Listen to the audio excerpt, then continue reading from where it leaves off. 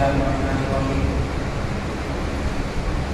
ربنا ما خلقت هذا باطلا سبحانك فقنا عذاب النار ربنا إنك من تدخل النار فقد أخزيته وما للظالمين من أنصار صدق الله العظيم وقال الله تعالى في شأن دينه إن الله وملائكته يصلون على النبي يا أيها الذين آمنوا صلوا عليه وسلموا تسليما اللهم صل على سيدنا محمد وعلى آله وصحبه أفضل صلواتك وعلى المعلومات وآله وسلم. محترم حاضرین معزز سامعین السلام علیکم ورحمۃ اللہ وبرکاتہ. سورہ آل عمران آیت نمبر 190 اور 191 اس کی آپ حضرات نے سماعت کی ہے. پچھلی مرتبہ یہ آیت پاک کے بارے میں بیان کیا گیا تھا کہ عقل والے وہ لوگ ہیں جو اللہ تعالیٰ کا ذکر کرتے ہیں کھڑے ہوئے بیٹھے ہوئے اور اپنے پہلوؤں پر، اور آسمان اور زمین کی مخلوقات میں غور و فکر کرتے ہیں. جب ان کو اللہ تعالیٰ کا اور اس کی مخلوقات کا مشاہدہ ہوتا ہے تو کہتے ہیں کہ اے پروردگار تو نے اس دنیا کو بیکار پیدا نہیں کیا، تیری ذات پاک ہے، ہم کو عذاب دوزخ سے بچا، آگ کے عذاب سے بچا. حضرات کرام، اس آیت پاک میں جو عقل و سمجھدار لوگوں کے ذکر کی کیفیتیں بیان کی گئی ہیں، مفسرین اس کے بارے میں یہ بھی ارشاد فرماتے ہیں کہ یہاں حالت نماز میں اللہ کے ذکر کا بیان کیا جا رہا ہے. یعنی اللہ کے بندے، مخصوص بندے، ان کی کیفیت یہ ہوتی ہے کہ اگر وہ کھڑے رہ کر عبادت شروع کریں اور ان کے اندر کھڑے رہ کر پڑھنے کی طاقت نہ ہو تو وہ بیٹھ جاتے ہیں، اور بیٹھنے کی بھی کیفیت نہ ہو تو لیٹ جاتے ہیں مگر نماز پوری کر لیتے ہیں، نماز نہیں توڑتے، عبادت نہیں چھوڑتے. اس ان کے جسم کی کمزوری اور علالت کا اس میں ذکر کیا جا رہا ہے. بتایا جا رہا ہے کہ جب تک کہ آدمی اپنے ہوش نہ کھو بیٹھے تب تک وہ نماز نہیں توڑ سکتا. کبھی کسی کو سر چکرا جاتا ہے، نماز چھوڑ کے بیٹھ جاتے ہیں، کبھی کوئی اور کیفیت بن جاتی ہے تو نماز توڑ دیتے ہیں. تو نماز توڑی جانے والی چیز نہیں ہے. جب تک ہوش سلامت ہے تب تک نماز باقی رکھنا چاہیے. اگر کھڑے رہنے کی طاقت نہ ہو تو بیٹھ کے پڑھیں، بیٹھ کے بیٹھنے کی طاقت نہ ہو تو لیٹ کے ہی کیوں نہ ہو مگر نماز مکمل کریں. نماز کے اندر نماز شروع کرنے کے بعد یہ کیفیت داری ہو، اس کا ذکر اس میں کیا جا رہا ہے آیت پاک میں. ایک یہ مفہوم ہے، اور اس کا دوسرا مفہوم جو اس سے پہلے پچھلے جمعہ میں بیان کیا گیا تھا کہ وہ مطلق اللہ تعالیٰ کا ذکر کرتے ہیں. نماز کی ہی کیفیت یہاں بیان کی جا رہی ہے. راتوں رات کھڑے رہ کر کے ذکر کرتے ہیں، بیٹھ کر کی بھی ذکر کرتے ہیں اور لیٹ کا بھی ذکر کرتے ہیں. ان کی دوسری کیفیت یہ ہوتی ہے کہ وہ اللہ تعالیٰ کی مخلوقات میں غور و فکر کرتے ہیں. تو غور و فکر کرنے پر ان کو جو نعمتیں حاصل ہوتی ہیں تب ان کی زبان سے نکلتا ہے کہ اللہ تو نے اس دنیا کو بیکار نہیں بنایا. جب یہ عالم بیکار نہیں بنا تو اس عالم میں سب سے بڑی مشرف اور بہترین مخلوق انسان ہے، تو پھر انسان کو بھی بیکار نہیں بنایا گیا ہے. پھر اللہ تعالیٰ کی پاکی بیان کرتے ہیں اور دعا کرتے ہیں کہ اللہ تعالیٰ کو عذاب دوزخ سے بچا. اس کے بعد والی آیتوں میں دعائیں سکھائی جا رہی ہیں. یہاں تک اللہ تبارک و تعالیٰ نے اپنے قدرت کی نشانیوں کا ذکر فرمایا اور یہ بھی حکم فرمایا کہ تم فکر کرو، غور کرو. تو غور و فکر کرنے کا فائدہ کیا ہے اس کے بارے میں بھی انشاءاللہ تعالیٰ ابھی تھوڑی دیر کے بعد بحث کریں گے. دوسری آیت پاک میں آتا ہے ربنا انک من تدخل النار فقد اخزیتہ وما للظالمین من انصار، کہ اے پروردگار جس کو تو دوزخ میں داخل کر دے اس کو تو نے رسوا کر دیا اور ظالموں کا کوئی مددگار نہیں. آیت پاک میں یہ بتایا جا رہا ہے کہ دوزخ میں جانے والے بعض وہ لوگ ہیں جو کافر ہیں، مشرک ہیں، اور دوزخ میں جانے والے بعض مومن بھی ہیں. لیکن یہاں یہ بتایا جا رہا ہے کہ جس کو تو دوزخ میں ڈال دے اس کو رسوا کر دیا. جبکہ قرآن مجید میں دوسری آیت پاک میں آتا ہے کہ اللہ تبارک و تعالیٰ ایمان والوں کو اور رسول پاک صلی اللہ علیہ وسلم کو رسوا نہیں فرمائے گا. یعنی رسوائی ایمان والوں کی علامت نہیں ہے بلکہ کفار و مشرکین کی علامت ہے. اور رسوائی سے مراد آخرت کی رسوائی ہے. جب نامہ عمل کو دیے جائیں گے تو لوگ اپنے اعمال کی وجہ سے رسوا ہوں گے. یہ رسوائی مومن کو نہیں ملے گی. البتہ بعض مومن دوزخی ہو سکتے ہیں، لیکن ہر دوزخی رسوا نہیں ہوگا۔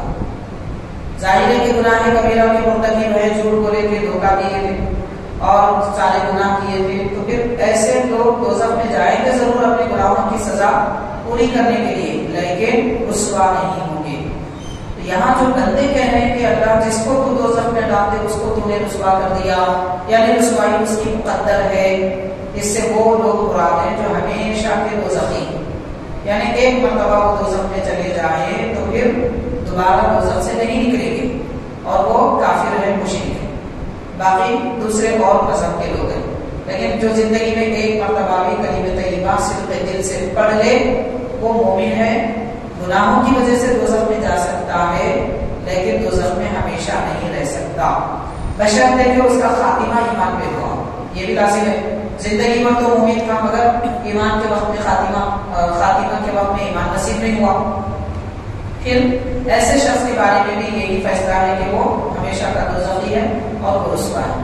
اب اس طرح کس کی موت ہو رہی ہے کہ ایمان پہ ہوئی موت یا نہیں ہوئی وہ تو قیامت کے دن ہی معلوم ہوگا، دنیا میں فیصلہ نہیں کیا جا سکتا۔ دنیا میں بس اتنا کہا جا سکتا ہے کہ جو آدمی کلمہ کو تھا، نمازی تھا، روزے رکھتا تھا، مسلمان تھا، اپنے آپ کو مسلمان کہتا تھا، وہ اس کی موت چاہے کیسے بھی کیوں نہ ہوئی وہ اس کی نماز جنازہ پڑھی جائے گی، اسے دفن کیا جائے گا اور اہل ایمان کے ساتھ جیسا معاملہ کیا جاتا ہے ویسا ہی کیا جائے گا، جب تک کہ وہ خود اپنے عمل سے کوئی کفر و شرک کا کام نہ کرے۔ اب کچھ ایسے لوگ ہوتے ہیں کہ جو کفر و شرک کے کام بھی کرتے ہیں اور پھر اپنے آپ کو مومن بھی کہتے ہیں، تو ایسے لوگوں کے جنازے کی اجازت نہیں ہے۔ تو بہرحال رسوائی مشرکین کے لیے، اور پھر یہ بھی دعا کرتے ہیں اللہ کے بندے جو رب تبارک و تعالیٰ کے جلوے دیکھ لیتے ہیں اور فکر کرتے کرتے، تو دعا ان کی ایک دعا یہ بھی ذکر کی گئی، ربنا اننا سمعنا منادیا ینادی للایمان، کہ اے ہمارے رب ہم نے سنا ندا دینے والی کہ وہ ایمان کی ندا دے رہے ہیں، مطلب ہمیں ایمان کی طرف بلا رہے ہیں، ہم نے سنا، یعنی حضور نبی کریم صلی اللہ علیہ وسلم ہم کو اسلام کی دعوت دے رہے ہیں، ہم نے یہ سنا ہے۔ نہ صرف سنا، کیا فرمایا حضور نے، آمینوا بربکم، کہ لوگوں تم اپنے رب پر ایمان لاؤ۔ حاضرین کرام، یہاں ایک بات غور کرنے کی، مشرکین مکہ کو بھی حضور نے فرمایا تو یہ فرمایا کہ اے مشرکو تم اپنے رب پر ایمان لاؤ، یعنی اس پر ایمان لاؤ جو تمہیں پالتا ہے، پوستا ہے۔ مکے کے جو مشرکین تھے یا جو بھی مشرکین ہیں وہ بتوں کو خدا سمجھتے لیکن رب نہیں مانتے۔ یہ ایک خاص بات ہے مشرکین مکہ کی کہ وہ رب نہیں مانتے، یعنی پالنے والا وہ اللہ کو مانتے۔ مشرک وہ لوگ ہیں جو اللہ تعالیٰ کو مانتے تھے مگر اللہ کے ساتھ میں کسی اور کو خدا سمجھتے تھے، اور کافر وہ لوگ ہیں جو اللہ تعالیٰ کو ہی نہیں مانتے۔ تو عرب کے جو مشرکین تھے وہ مشرک تھے، اور دوسرے مقامات کے جو مشرکین ہیں وہ کافر ہیں۔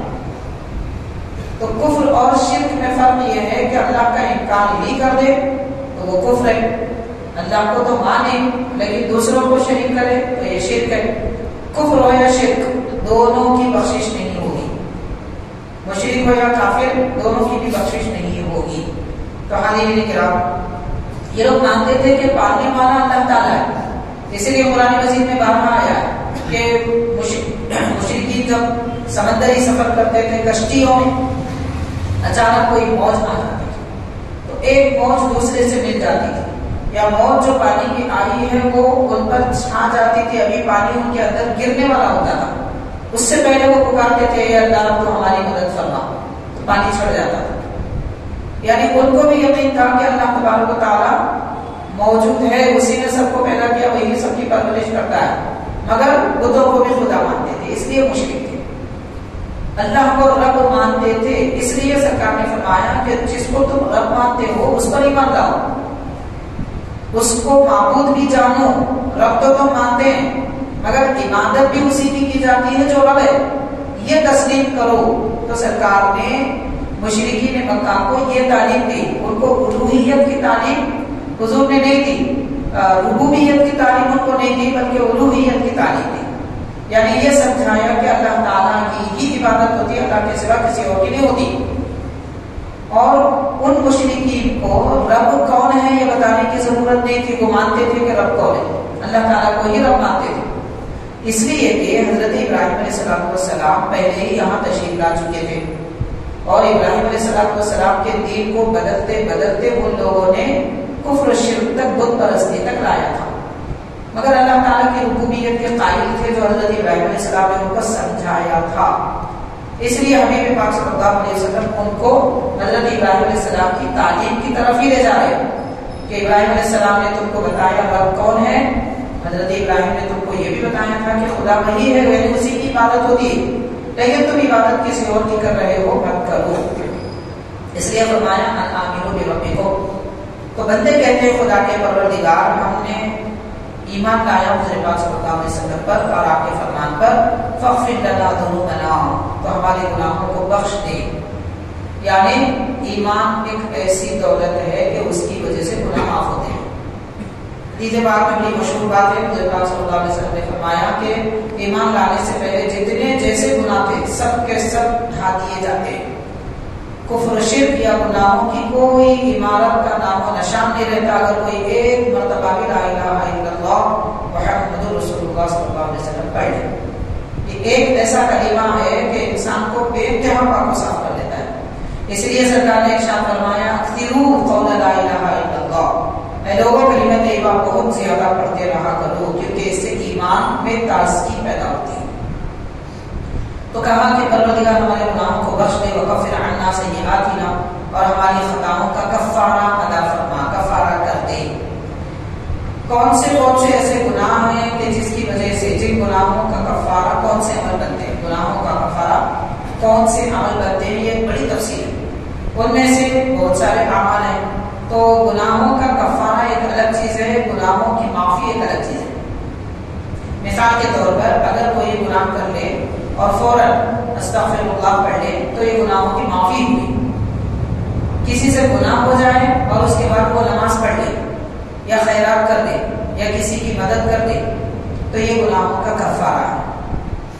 تو گناہوں کا کفارہ یہ ہوتا ہے کہ اس عمل کی وجہ سے گناہ معاف ہوتے ہیں، گناہوں کا اثر ختم ہو جاتا ہے اس عمل کی وجہ سے، تو یہ کفارہ ہے اور ایک استغفار ہے، یہ دونوں میں فرق ہے۔ اور یہ بھی دعا کرتے ہیں وتوفنا مع الابرار، کہ پروردگار نیک لوگوں کے ساتھ ہماری موت عطا فرما، یعنی ہمارا آخری وقت نیکوں کے ساتھ عطا فرما۔ حاضرین کرام، یہ بھی بڑی دولت ہے کہ کسی آدمی کی موت عبادت کے حالت میں ہو جائے، مسجد میں ہو جائے، قرآن مجید پڑھتے پڑھتے ہو جائے، ذکر کرتے ہوئے ہو جائے، یا کم از کم خاموشی میں ہو جائے، کچھ بھی دنیا کی بات نہ کرتا ہو، ایسی کیفیت میں ہو جائے، یہ بڑی دولت ہے، اس دولت کو سمجھنے کی ضرورت ہے۔ اور اگر کوئی نیک لوگوں کی صحبت میں ہو، اس حالت میں موت آ جائے، یہ بھی بڑی بات ہے۔ اب موت آنے کا مطلب صرف موت ہی نہیں ہے، یعنی زندگی میں جن لوگوں کے ساتھ آدمی رہتا ہے آخرت میں بھی انہی کی صحبت میں رہے گا، جس کے ساتھ یہاں رہتے تھے آخرت میں انہی کے ساتھ رہیں گے، انہی کے ساتھ اٹھا دیے جائیں گے۔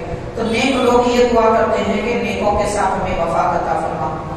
پھر یہ بھی دعا کرتے ہیں ربنا وآتنا ما وعدتنا علی رسولک، اے پروردگار تو نے اپنے رسولوں کو جو نعمتیں عطا فرمائی وہ نعمتیں ہم کو بھی عطا فرما، ولا تخزنا یوم القیامہ، اور قیامت کے دن ہمیں رسوا نہ فرما، انک لا تخلف المیعاد، بے شک تو اپنے وعدے کا خلاف نہیں فرماتا۔ اللہ تعالیٰ نے وعدہ فرمایا کہ جو ایمان لائیں گے ان کا حشر اور ان کا نشر اچھا فرمائے گا، تو اللہ تعالیٰ وعدہ خلافی نہیں فرماتا۔ حاضرین کرام، ان چند آیتوں کی جو تفصیل بیان کی گئی ہے اور اس کے کچھ احوال بیان کیے گئے وہ ہم آپ کو شکر گزار کرتے ہیں۔ تفسیر روح البیان میں لکھا جاتا ہے کہ بعض لوگ نیک لوگوں کے پاس ایک شخص آئے، صالحین کی خدمت میں آئے اور آ کر ان سے شکایت کی، جیسے لوگ اپنے دل کی کیفیت یا پھر جیسے بہت سارے لوگ کوشش کرتے ہیں کہ گناہ نہ کر پائیں مگر ہو جاتے ہیں، عبادت کرتے ہیں مگر اس کا اثر نہیں ہوتا، دعا کرتے ہیں مگر قبول نہیں ہوتی، تو اس کی کیا وجہ ہو سکتی ہے؟ تو اسی طرح ایک شخص ایک بزرگ کی خدمت میں آئے اور کہنے لگے کہ انہ یعمل البر ولا یجد حلاوتہ فی القلب، کہ نیکیاں تو بہت ساری کرتا ہوں، مگر اس کی چاشنی، اس کی مٹھاس دل میں محسوس نہیں ہوتی، عبادتوں کی لذت اپنے دل میں محسوس ہوتی ہے، وہ نہیں ہوتی۔ تو یہ بزرگ نے جن سے پوچھا گیا تھا انہوں نے کہا، انہوں نے فرمایا لِأَنَّ عِندَكَ ابنۃ ابلیس فی قلبک، کہ آدمی تیرے دل میں ابلیس شیطان کی بیٹی بیٹھی ہوئی ہے۔ ان کو تعجب ہوا کہ شیطان کی بیٹی اور میرے دل میں، تو فرمایا وہ دنیا ہے، دنیا اور دنیا کی محبت تیرے دل میں ہے، تو پھر کیسے عبادت کی لذت آئے گی، عبادت کا مزہ آئے گا؟ تو جب تک دنیا کی محبت دل میں ہے عبادت کا لطف نہیں آئے گا۔ وَلَا بُدَّ لِلْأَبِ أَن يَزُورَ ابْنَتَهُ فِي بَيْتِهَا وَهُوَ قَلْبُكَ، تو جو باپ ہوتا ہے اس کے لیے لازم ہوتا ہے کہ وہ اپنی بیٹی سے ملنے کے لیے آئے۔ تو جو شیطان اپنی بیٹی سے ملنے کے لیے آنا چاہتا ہے وہ تیرا دل ہے، شیطان جس دل میں آئے گا اس دل میں عبادت کی لذت کہاں آئے گی؟ حاضرین، دنیا کی محبت دل میں ہے، اس کو پہچاننے کا بالکل آسان طریقہ ہے، وہ یہ ہے کہ دنیا کی محبت دل میں ہے تو عبادت کا شوق نہیں ہوتا، دنیا کی محبت دل میں ہے خرچ کرنے کی طبیعت نہیں چاہتی، اللہ کی راہ میں جو کم از کم فرض یا نفل عبادت خیرات ہوتی ہے وہ ادا نہیں کر سکتے۔ دنیا کی محبت دل میں ہے تو اپنا مال کسی مستحق کو دینا طبیعت نہیں چاہتی، لوگ تڑپتے ہیں، بلکتے ہیں، بیماری میں مر جاتے ہیں، مگر سنگ دل آدمی کبھی اپنا مال اس میں خرچ نہیں کرتا، انجان بن جاتا ہے، توجہ نہیں کرتا، کوشش نہیں کرتا، تو یہ دنیا سے محبت کی ایک علامت ہے۔ مان لیجئے کہ ہمارا دل مسجد سے لگا ہوا ہے تو مان لیجیے کہ پھر ماشاءاللہ دنیا کی محبت دل میں نہیں ہے، تلاوت قرآن کا شوق اور شغف ہے تو دنیا کی محبت دل میں نہیں ہے، اور دولت خرچ کر رہے ہیں اللہ کی راہ میں اس کی رضا کے لیے، کوئی اور مقصد کے لیے نہیں، تو پھر دنیا کی محبت سے ہمارا دل خالی ہے۔ تو ان بزرگ نے فرمایا کہ تو اپنے دل سے محبت دنیا نکال دے، وہ شیطان بھی نکل جائے گا۔ حضرت عیسیٰ علیہ السلام نے فرمایا کہ لوگوں اپنے اصحاب سے جو آپ کی صحبت میں رہتے تھے وہ بزرگوں سے فرمایا لا تجالسوا الموتى، اے لوگوں مردوں کے ساتھ مت بیٹھو۔ تو لوگوں کا تعجب ہوا جو ان کے حضرات تھے صحابہ حواریین جن کو کہتے ہیں، انہوں نے کہا کہ مردوں کے ساتھ کون بیٹھتا ہے، مردے تو بیٹھنے کے قابل ہی نہیں ہوتے۔ تو آپ نے فرمایا کہ جن کے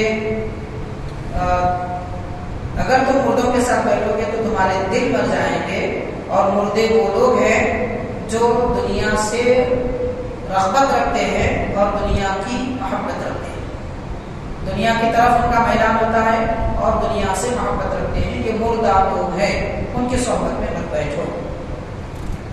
پچھلی جو آیتیں بیان کی گئی ان میں جو اقوال اور بزرگوں کے کچھ احوال بیان کیے گئے انہی میں سے کہ اللہ کے بندے آسمان اور زمین میں غور و فکر کرتے ہیں مخلوقات میں، تو اس کے متعلق تفسیر روح البیان کے مؤلف نے فرمایا حضرت عطاء ابن ابی رباح رحمۃ اللہ علیہ کتابی ہیں، وہ فرماتے ہیں کہ ایک مرتبہ میں حضرت عبداللہ بن عمر اور حضرت عبید اللہ بن عمر، سیدنا عمر رضی اللہ تعالیٰ عنہ کے یہ دو شہزادے ہیں عبداللہ اور عبید اللہ، اور ایک شہزادے کا نام ہے عبد الرحمن۔ تو حضرت سیدنا عمر رضی اللہ تعالیٰ عنہ کے تقریباً 4 شہزادے ہیں۔ تو فرماتے ہیں کہ میں حضرت فاروق اعظم کے 2 شہزادے عبداللہ اور عبید اللہ ان 2 حضرات کے ساتھ ام المؤمنین حضرت سیدتنا عائشہ صدیقہ رضی اللہ تعالیٰ عنہ کے پاس گئے اور ان کو سلام کیا۔ تو حضرت عائشہ صدیقہ رضی اللہ تعالیٰ عنہ نے یعنی عطاء ابن ابی رباح کا حضرت ام المؤمنین کے پاس علم حاصل کرنے کے لیے آنا جانا زیادہ تھا، پردے میں آپ بات کرتی تھی کسی سے، تو اس لیے آپ نے پوچھا کہ اے ابو رباح عطاء ابن ابی رباح تمہارے ساتھ اور 2 کون لوگ ہیں؟ تو انہوں نے کہا کہ حضرت عمر کے 2 شہزادے ہیں۔ حضرت ام المؤمنین رضی اللہ تعالیٰ عنہ نے حضرت عبداللہ بن عمر رضی اللہ عنہ سے فرمایا کہ آپ بہت دنوں کے بعد ہمارے پاس آئے ہو، ایک زمانہ گزرا تھا شاید، اس لیے آپ نے فرمایا مرحبا بک یا عبید اللہ ابن عمر ما لک لا تزورنا، کیا بات ہے آپ ہماری ملاقات نہیں کرتے ہم سے؟ تو انہوں نے ایک بات کہی، یہ کہا زور غیبت تزدد حبا، عربی زبان کا ایک محاورہ ہے کہ وقت ٹال کر ملاقات کرو محبت بڑھے گی۔ ظاہر ہے کہ روزانہ ایک دوسرے سے ملتے رہیں گے تو وہ محبت نہیں رہے گی جو کبھی کبھار ملنے میں ہوتی ہے، یہ باضابطہ ایک روایت ہے۔ تو آپ نے فرمایا اس لیے میں کما رہا۔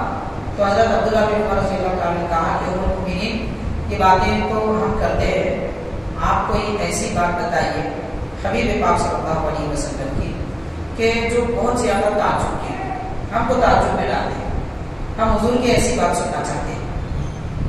تو حضرت ام المؤمنین رضی اللہ تعالیٰ عنہ نے فرمایا کل امرہ عجیب، سرکار کا ہر عمل عجیب ہے، یعنی ایسا ہے کہ ہمارے وہم و گمان میں بھی نہیں آ سکتا اور ہم اس پر عمل بھی نہیں کر سکتے۔ ایسے کام، ایسے اعمال شریفہ حبیب پاک صلی اللہ علیہ وسلم کے ہوا کرتے تھے۔ پھر فرماتے ہیں ایک مرتبہ رات کے وقت میں حبیب پاک صلی اللہ علیہ وسلم میرے پاس تشریف لائے اور مجھ سے ملاقات کی۔ پھر اس کے بعد یہ فرمایا کہ اے عائشہ، کیا آپ مجھے اجازت ہوگی کہ میں اپنے رب کی عبادت کروں؟ نبی پاک صلی اللہ علیہ وسلم کی 11 ازواج مطہرات حضور پاک صلی اللہ علیہ وسلم نے اپنے رات کا وقت ان امہات المؤمنین کے لیے مخصوص فرما دیا تھا، اس لیے اجازت دے رہے ہیں کہ میں عبادت کرنا چاہتا ہوں۔ یہ میرا، کیونکہ شوہر کو بیوی کا حق ادا کرنا ضروری ہے اور حق ادا کرنے میں ملاقات کرنا، خوش دلی کے باتیں کرنا بھی حق ہے۔ تو اس لیے حضور فرما رہے ہیں کہ میں آپ سے کوئی بات نہ کر سکوں، عبادت کروں اگر آپ اجازت دیں۔ تو غور کیجیے کہ عبادت کے لیے بھی نبی پاک صلی اللہ علیہ وسلم ان کا حق ہونے کی وجہ سے اجازت مانگ رہے ہیں۔ تو پتا چلا کہ شوہر کی یہ کوئی شوہر کا کمال نہیں ہے کہ وہ اپنی بیوی کا حق مار دے یا یہ کہتے کہ میں جو چاہے کروں، بلکہ بیوی کا جو حق ہے کھانے پینے، پہنانے، رہنے سہنے، ہر اعتبار سے سب حقوق ادا کرنا شوہر پر لازم ہے۔ تو ام المؤمنین رضی اللہ تعالیٰ عنہ عرض کرتے ہیں کہ حضور میں آپ کو کیا اجازت دوں، یہ آپ کا اختیار ہے، آپ چاہیں عبادت کریں، آپ چاہیں مجھ سے گفتگو کریں۔ تو نبی پاک صلی اللہ علیہ وسلم نے وضو کے لیے پانی اختیار فرمایا، وضو کیا، اور اس وقت ایک ایسی کیفیت حضور کے قلب مبارک پر تاری ہوئی کہ بے اختیار آنکھوں سے آنسو جاری ہوئے، اور اتنے آنسو جاری ہوئے کہ آپ کی داڑھی مبارک اور آپ کے گالے مبارک تر ہو گئے، اور اسی کیفیت میں نبی پاک صلی اللہ علیہ وسلم سیدھے طرف پلٹ کر لیٹ گئے، اور اتنی دیر لیٹے رہے کہ صبح فجر کا وقت آیا۔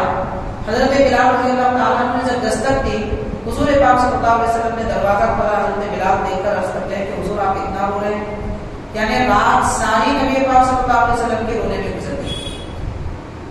اب آپ غور کیجیے، اللہ کے نبی صلی اللہ علیہ وسلم کی شان یہ ہے، آپ کے تصدق میں سارا جہاں بخشایا جائے گا، سب کی بخشش حضور کی دعاؤں سے ہوتی ہے۔ نبی پاک صلی اللہ علیہ وسلم تو معصوم ہے، آپ سے کوئی خطا، غلطی، گناہ، نعوذ باللہ ممکن ہی نہیں ہے، مگر اس کے باوجود یہ خوف خدا ہوتی ہے۔ اس طرح روتے روتے حبیب پاک صلی اللہ علیہ وسلم لیٹے ہوئے، جب انہوں نے عرض کیا تو پیارے آقا نے فرمایا یا بلال افلا اکون عبدا شکورا، اے بلال کیا میں اللہ کا ایک شکر گزار بندہ نہ بنوں؟ جبکہ فرماتے ہیں وما لي لا ابكي وقد انزلت علي الليلة ان في خلق السماوات والارض، یعنی سورہ آل عمران کے آخری رکوع کی یہ آیتیں آج کی رات نازل ہوئی ہیں، اس لیے ان آیتوں کی رقت میرے دل پہ طاری ہوئی، اس کی ہیبت میرے دل پہ طاری ہوئی، جس کی وجہ سے میں رو رہا ہوں۔ یہ جو دعائیں ابھی آپ حضرات نے سماعت کی، ربنا ما خلقت هذا باطلا، جس میں دعائیں کی جا رہی ہیں بندے کی طرف سے، اللہ تعالیٰ بندوں کو سکھا رہا ہے، تو یہ دعائیں اور یہ آیتیں پڑھ کر نبی پاک صلی اللہ علیہ وسلم کی آنکھوں سے آنسو جاری ہو رہے تھے۔ اور حاضرین کرام کے حضور پاک صلی اللہ علیہ وسلم نے فرمایا ویل لمن قرأها ولم يتفکر فیها، ہلاکت ہے اس آدمی کے لیے، یعنی دوزخی ہے وہ آدمی جو یہ آیتیں پڑھے مگر اس میں غور نہ کرے۔ تو یہ آیتیں سورہ آل عمران کے آخری رکوع کی ابتدائی تقریباً 5 آیتیں ہیں، ان آیتوں کو پڑھنے کے بعد اس میں غور و فکر کیا جائے، کیونکہ اس میں ایمان والوں کو غور و فکر کرنے کا حکم دیا جا رہا ہے کہ اللہ نے آسمان کیسے بنائے، زمین کیسے بنایا، ہمیں دعاؤں کی کیسے تعلیم عطا فرمائی۔ حاضرین کرام، یہ جو فرمایا ربنا ما خلقت هذا باطلا، اللہ تبارک و تعالیٰ نے کسی چیز کو بیکار پیدا نہیں فرمایا، یہ غور و فکر کرنے کے بعد میں زبان سے یہ نکلا۔ تو اس کا اثر کیا ہے؟ دراصل یہ ذکر ہے، انسان جو ذکر کرتا ہے وہ 3 طرح کا ہوتا ہے، ایک زبان سے ذکر کیا جاتا ہے، دوسرا دل سے، اور تیسرا روح سے۔ تو اس کو ذکر لسانی، ذکر قلبی، ذکر روحی کہتے ہیں۔ بندہ جتنی کثرت سے زیادہ طور پر زبان سے ذکر کرے گا اتنا ہی اس کا دل ذکر کرنے والا بن جائے گا۔ زبان سے ذکر کرتے کرتے دل آئینہ بن جاتا ہے، اور جب دل آئینہ بن جاتا ہے تو دل بھی ذکر کرنے لگتا ہے. دل کیسے ذکر کرتا ہے اس کا ہم کو پتا نہیں. حالانکہ اگر ہم اپنے سینے کے بائیں جانب اگر ہاتھ رکھیں تو دل کے دھڑکن کی آواز سنتے ہیں, محسوس کرتے ہیں. اور اگر کوئی آلہ لگا دیا جائے جس کو کانوں میں رکھ کر سنے تو دل کے دھڑکن کی آواز بھی سنائی دیتی ہے. ایسے ہی دل اللہ کا ذکر کرتا ہے, لا الہ الا اللہ کا ذکر کرتا ہے. وہ آواز بھی ہمارے کان سن سکتے ہیں, جبکہ زبان سے ذکر کرتے کرتے دل بھی ذکر کا عادی بن جائے. اور جب دل انسان کا ذکر کے قابل ہو جاتا ہے تو اس کی روح بھی ذکر کرنے لگتی ہے. اسی لیے کہا جاتا ہے کہ بندہ دنیا سے جانے کے بعد بھی اللہ کے ذکر میں رہتا ہے, کیونکہ اس کا جسم مر چکا ہے مگر اس کا دل نہیں مرا, اس کی روح نہیں مری. روح کو موت نہیں آتی, دل کو موت نہیں آتی. دل سے مراد کہ ہمارے جسم میں ایک مٹھی کے مقابل اس حیثیت میں رہنے والا گوشت کا لوتھڑا یہی نہیں ہے, بلکہ دل دراصل ایک کیفیت کا نام ہے, ایک نورانیت کا نام ہے, جس پر اللہ تبارک و تعالیٰ کی ہر دن میں ایک مومن کے دل پر 360 مرتبہ نظر رحمت ہوتی ہے. 360 مرتبہ اللہ تعالیٰ ایک مومن کے دل کو دیکھتا ہے. تو غور کریں, وہ دل دراصل وہ نورانی کیفیت کا نام ہے, صرف گوشت کا لوتھڑا نہیں ہے جو ہمارے دل میں ہمارے سینے میں دھڑک رہا ہے. تو وہ دل نہیں مرتا, اس کی روح نہیں مرتی.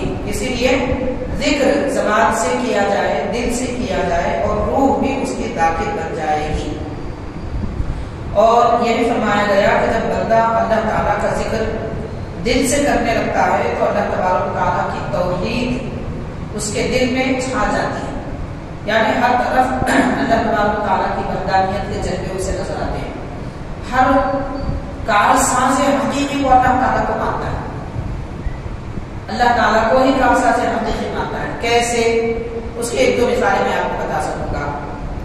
ایک بزرگ کے متعلق حضرت فرید الدین عطار رحمۃ اللہ علیہ تحریر فرماتے ہیں, رات میں بڑی سخت سردی تھی, وہ عبادتوں کے لیے پہاڑوں کی چوٹیوں میں اور غاروں میں رہا کرتے تھے. ایک مرتبہ رات کے وقت میں عبادت کر رہے تھے مگر سردی زیادہ ہونے کی وجہ سے غار میں چلے گئے. وہاں پر کچھ گرم محسوس ہوا تو وہ لیٹ گئے, اور جو گرم چیز تھی وہاں پر گویا کہ جیسے کوئی شال یا بیڈ شیٹ اڑتا ہے, بلینکٹ اڑتا ہے, ویسے کوئی چیز اڑائی بھی دکھائی دی.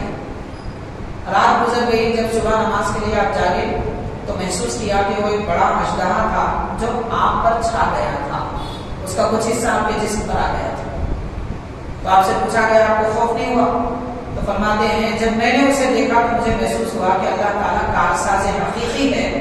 اگر وہ چاہے تو اژدہے کا نوالا مجھے بنا سکتا ہے, اور چاہے تو سردی سے بچنے کا ذریعہ بھی بنا سکتا ہے. تو یہ کیفیت ایک ایمان والے کے دل میں پیدا ہوتی ہے, اس کو توحید حقیقی کہتے ہیں. حقیقت میں اللہ تعالیٰ کو یکتا کارساز ماننا یہ بڑا مشکل کام ہے, ہمیں سمجھ میں نہیں آتا. اگر ایسی کیفیت ہماری ہو جائے تو دنیا میں ہم کو کسی سے کوئی شکایت نہ رہے. اگر کوئی گالی دے تو بھی شکایت نہ ہو, تعریف کرے تو بھی شکایت نہ ہو, اس لیے کہ بندہ جو بھی کرتا ہے وہ اللہ کے حکم پہ کرتا ہے. یہ کیفیت ایمان والے کے دل میں آنی چاہیے. اگر یہ کیفیت آ جائے تو بدلہ لینے کا جو جنون ہے وہ کبھی نہیں قائم نہیں رہتا, وہ کبھی باقی نہیں رہتا. تو حاضرین کرام, حقیقی والی توحید, اب اس کو سمجھاتے ہوئے بزرگان دین ارشاد فرماتے ہیں کہ یہ جو توحید کے مرتبے ہیں وہ 4 ہیں, مطلب اس کے درجے. ایک درجہ یہ ہے کہ وہ مغز کی حیثیت رکھتا ہے, جیسے اس کی مثال دے کر بتا رہے ہیں. اور ایک درجہ مغز کی حیثیت رکھتا ہے, اور ایک درجہ چھلکے کی حیثیت رکھتا ہے, اور ایک درجہ چھلکے کی حیثیت رکھتا ہے. مثال کے طور پر اگر کوئی بادام ہے تو بادام جب لیں گے تو اس کا ایک چھلکا اوپر ہوتا ہے, اسے ہٹا دیا جائے تو اور ایک چھلکا ہوتا ہے. تو توحید بھی 4 درجے کی ہوتی ہے. ہم جس توحید میں ہیں وہ بادام کے اوپر والے چھلکے کی توحید میں ہے, یعنی اس کیفیت کے کہ اس سے ہم کو کوئی فائدہ نہیں ہو رہا ہے, لیکن کوشش کرتے کرتے اندر داخل ہوں گے تو اور ایک چھلکا آئے گا. پھر بادام کے اوپر بھی ایک پرت ہوتا ہے, وہ ایک چھلکا ہے. تو یہ مغز ہے, مگر اس سے فائدہ ضرور ہے, وہ کھائی جانے والی چیز ہے, مگر وہ نہیں جو چھلکے کے اندر بادام ہے. تو توحید کا جو اصل مرتبہ ہے وہ بادام ہے. اس سے پہلے 2 छिलके और 1 मग़ज़ है। 2 छिलके खाने के काबिल नहीं, 1 मग़ज़ खाने के काबिल है। उससे कुछ फायदा, मगर बादाम से बहुत ज्यादा फायदा है। तो हम तौहीद के उस दर्जे तक नहीं पहुंचे हैं। उस दर्जे तक पहुंचने के लिए कोशिश करनी पड़ती है, इबादतें करनी पड़ती है, जिक्र ज़ियादा करना पड़ता है, तब समझ में आता है हकीकत में कारसाज है, हकीकी कौन है और अल्लाह ताला की शान व अज़मत क्या है। तो बहरहाल ये चंद आयात पर आज के इस दर्स का हम इख्तिताम करते हैं। आखिरी रुकू की और तकरीबन 4 आयतें बाकी हैं। इंशाअल्लाह ताला अगली नशर में हम उसकी तकमील करेंगे। अल्लाह ताला हम सबको अपनी तौहीद और मारिफत, हबीब पाक सल्लल्लाहु अलैहि वसल्लम की मोहब्बत और मारिफत